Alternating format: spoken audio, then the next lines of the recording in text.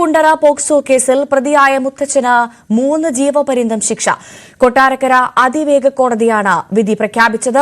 2017 പീഡനത്തിന് പിന്നാലെ 11 വയസ്സുള്ള പെൺകുട്ടി ആത്മഹത്യ ചെയ്ത കേസിലാണ് വിധി.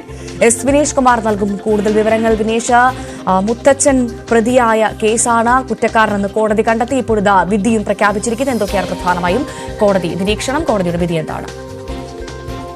പ്രമാദമായ ഒരു കേസിലാണ് ഇപ്പോൾ വിധി വന്നിരിക്കുന്നത്. കൊല്ലം കുണ്ട്രയിൽ ലൈംഗിക പീഡന കേസിൽ പ്രതിയായ മുത്തച്ഛന് 3 ജീവപര്യന്തം ശിക്ഷ വിധിച്ചിരിക്കുകയാണ്. കൊട്ടാരക്കര അതിവേഗ കോടതിയാണ് വിധി പ്രഖ്യാപിച്ചത്. പീഡനം സഹിക്കാനാവാതെ പെൺകുട്ടി പിന്നീട് ആത്മഹത്യ ചെയ്ത സംഭവമാണ് കേസ്. ഈ കേസിൽ പ്രതി കുറ്റക്കാരനാണെന്ന് കോടതി കണ്ടിരുന്നു. പീഡനത്തിന്റെ ഉത്തരവാദിത്വം കുട്ടിയുടെ പിതാവിന്റെ കയ്യിൽ കെട്ടിവെക്കാനും ഈ പ്രതി ശ്രമിച്ചിരുന്നു എന്ന് കോടതി കണ്ടെത്തി. ഇപ്പോൾ 2017 ജനുവരി 15 ഈ കേസിന് ആസ്പദമായ സംഭവം ഉണ്ടായത്.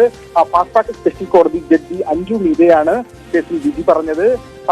ജീവപര്യന്തം ശിക്ഷയാണ് ഇപ്പോൾ വിധിച്ചിരിക്കുന്നത്. ഭവ്യ, എസ് വിനീഷാണ് വിവരങ്ങൾ നൽകിയത്.